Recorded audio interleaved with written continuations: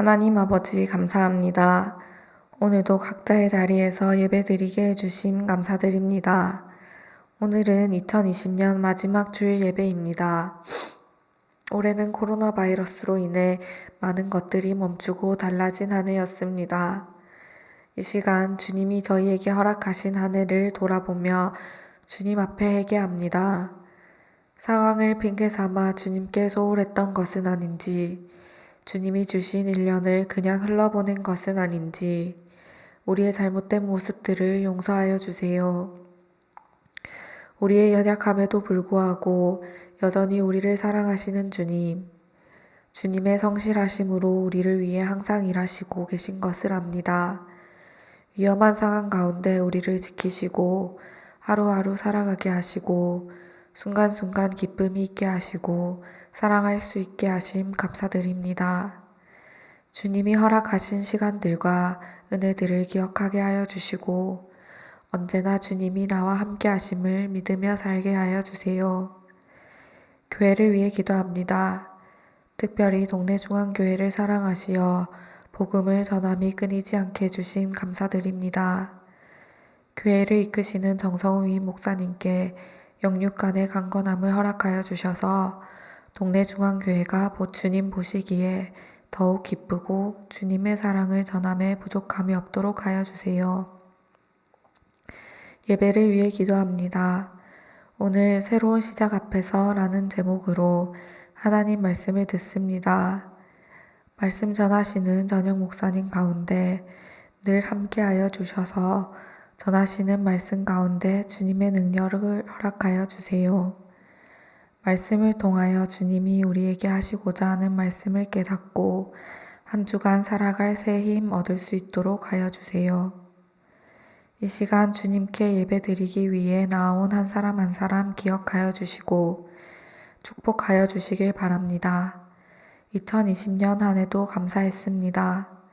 다가오는 2021년도 주님을 사랑하고 예배의 자리를 더욱 사모하는 청년교회 되게 하여 주세요. 우리를 죽기까지 사랑하시고 지금도 우리 안에서 함께 하시고 우리를 위해 일하시는 예수 그리스도 이름으로 기도드립니다. 아멘. 준비하신 예물을 하나님께 봉헌하겠습니다. 봉헌은 정해진 계좌로 봉헌해 주시기 바랍니다.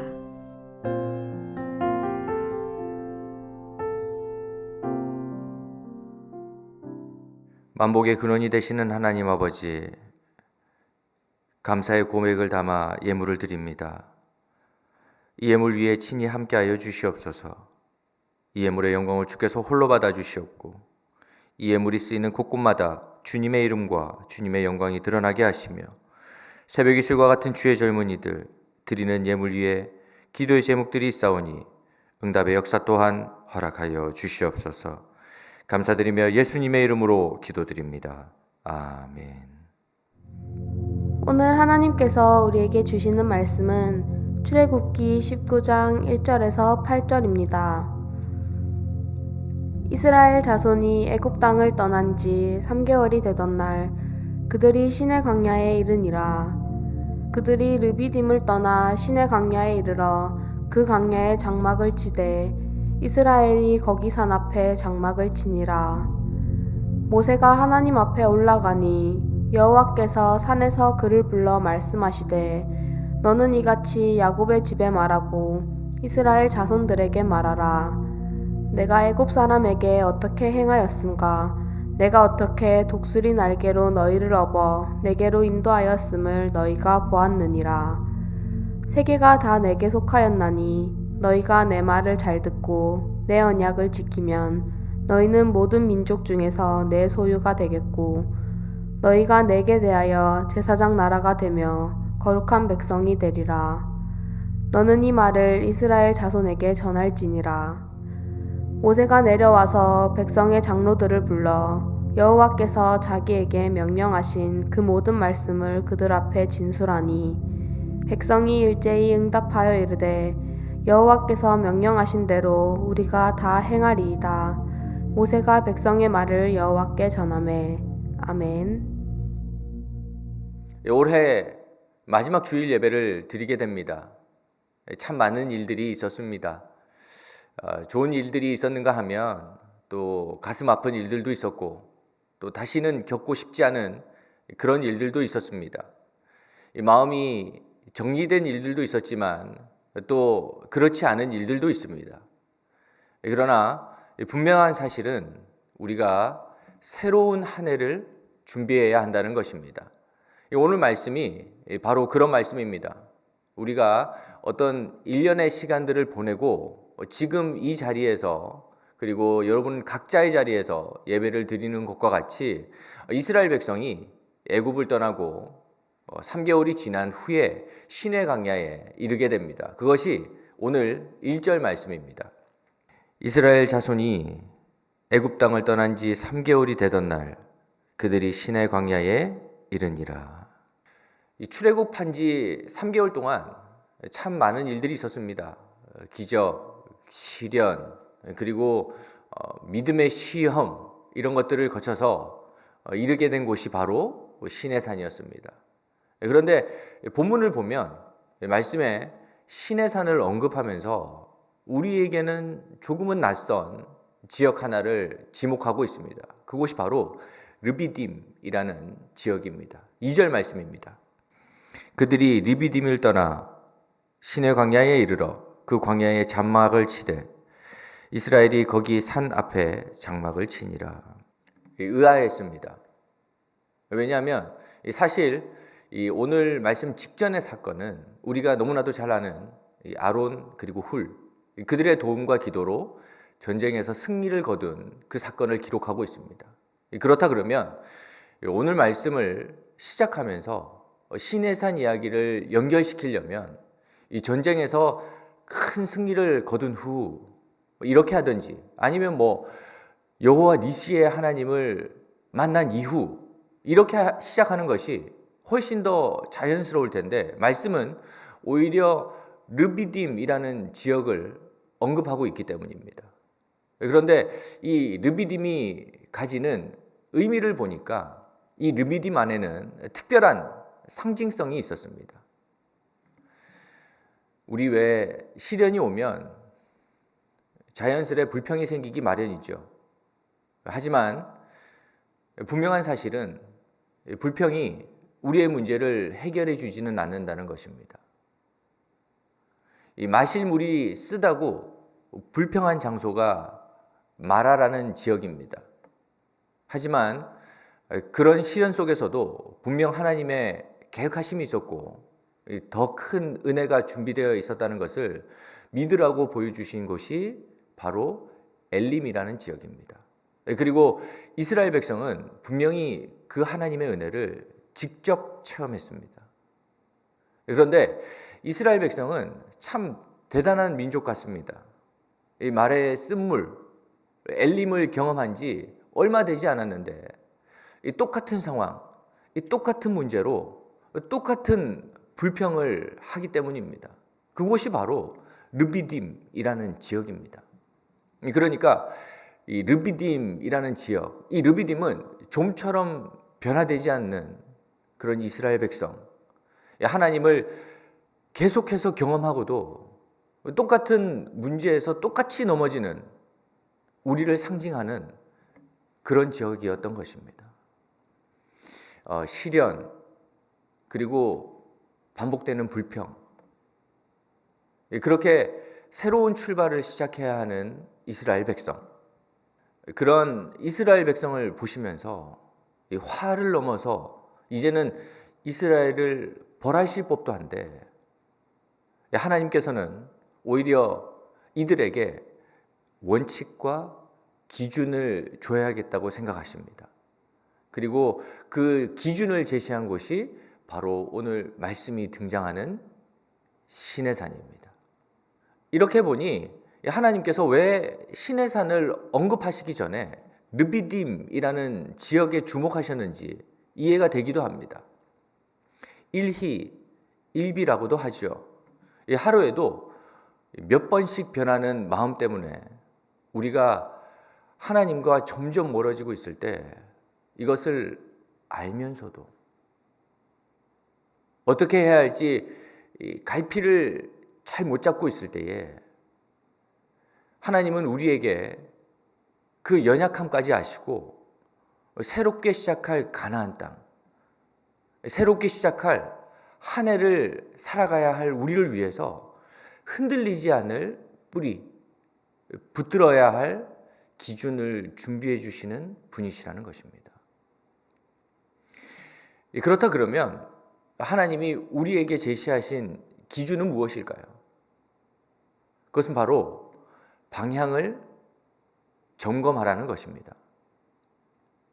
우리는 우리가 택함받은 사람이라는 사실을 금세 잊어버리고 살 때가 참 많이 있습니다. 그래서 우리의 삶과 주변이 어지러울 때가 참 많이 있습니다. 하나님께서 그런 우리에게 이렇게 말씀하시는 것입니다. 방향을 분명히 하라. 방향을 점검하라. 시내산은 속도가 아니라 방향을 점검하기 위한 장소였던 것입니다. 이 바른 방향으로 가고 있는지, 또 바른 방향으로 문제를 바라보고 문제를 해결하려고 하고 있는지, 우리는 방향이 중요하다는 것을 알면서도 늘 무언가에 쫓겨 살아갈 때가 많습니다. 우리에게 늘 부족한 것이 시간이고 우리에게 늘 부족한 것이 항상 넘쳐납니다. 우리는 하나님을 찾기보다는 그것을 피하기 위해서 가장 좋은 이유를 찾을 때가 많이 있습니다. 그리고 그런 이유가 생기기라도 하면 알면서도 하나님을 찾지 않을 때가 참 많이 있습니다. 지금 이스라엘 백성이 3개월 동안 광야들을 지나왔습니다. 이제 얼마를 더 가야 할지 모르는 상황입니다. 하나님을 믿는다고 하면서도 늘 결정적인 순간에 믿음을 버렸던 그런 이스라엘. 하나님이 보시기에 이들의 문제, 이들에게 정말 필요한 것은 얼마나 빨리 그 시련에서 벗어날 수 있는지, 그런 문제가 아니라 하나님을 얼마나 신뢰하고 하나님과 얼마나 관계를 맺고 있는지의 문제였던 것입니다.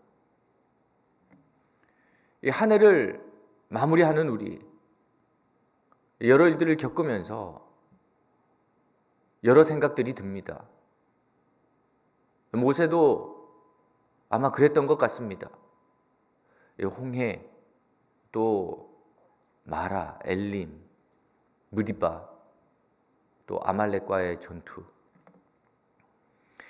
이런 것들을 거치면서 과연 이대로 이스라엘을 이끌 수 있을까? 시내 광야에 오기까지도 그렇게나 많은 어려움이 있었는데 앞으로 가나안까지 가려면 더 큰 어려움들이 있을 것 같은데 이런 고민들이 있었을 것입니다. 그런데 바로 여기서 성경은 우리에게 중요한 메시지를 하나 알려줍니다. 그것은 바로 모세는 이것을 누군가에게가 아니라 바로 하나님께 물었다는 것입니다. 3절 말씀입니다. 모세가 하나님 앞에 올라가니 여호와께서 산에서 그를 불러 말씀하시되 너는 이같이 야곱의 집에 말하고 이스라엘 자손들에게 말하라. 사실 우리가 이 신앙생활을 하면서 가장 많이 하는 실수 중에 하나는 꼭 필요한 시점에, 반드시 그래야만 하는 시점에 하나님을 만나지 않으려 한다는 것입니다. 일단 우리가 할 수 있는 일을 다 해보는 것이죠. 그런데 이런 우리의 모습이 더욱 안타까운 것은 우리가 우리의 할 수 있는 일을 먼저 하는 그 마음 안에는 하나님이 원하시는 대로 하기 싫은 마음도 포함되어 있다는 것입니다.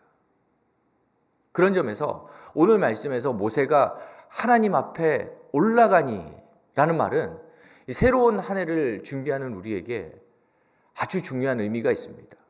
왜냐하면 결국 하나님 앞에 섰을 때 그 문제를 해결받을 수 있었기 때문입니다. 4절에서 6절까지의 말씀입니다. 내가 애굽 사람에게 어떻게 행하였음과 내가 어떻게 독수리 날개로 너희를 업어 내게로 인도하였음을 너희가 보았느니라. 세계가 다 내게 속하였나니 너희가 내 말을 잘 듣고 내 언약을 지키면 너희는 모든 민족 중에서 내 소유가 되겠고 너희가 내게 대하여 제사장 나라가 되며 거룩한 백성이 되리라. 너는 이 말을 이스라엘 자손에게 전할지니라. 하나님께서 지금 모세에게 이렇게 말씀하시는 겁니다. 모세야, 마음이 힘들지. 그간 많이 힘들었지. 그런데 지난 세월을 한번 돌이켜봐라. 마라에서 불평할 때도, 르비딤에서 실망할 때도, 그리고 마음이 찢어질 때도 내가 너희와 함께 있지 않았느냐. 그리고 그 문제를 해결해 주지 않았니. 문제를 보는 것이 답이 아니란다. 하나님을 보는 것이 바로 인생의 답이란다. 더 좋은 거 주시는 그 하나님을 기억해라. 더 큰 은혜를 예비하신 그 하나님을 기억해야 한다. 인생은 속도가 아니라 방향이란다. 오늘 2020년 마지막 예배입니다. 어떻게 2021년을 준비하시겠습니까? 오늘 말씀을 이렇게 정리할 수 있습니다. 하나님께 맡기는 한 해가 되라.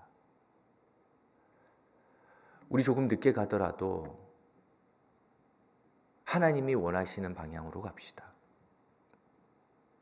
이 아름다운 청년교회, 이 공동체가 우리의 뜻대로가 아니라 하나님이 원하시는 방향이 될 수 있도록 우리 하나님을 더욱 바라보는 우리가 되었으면 좋겠습니다.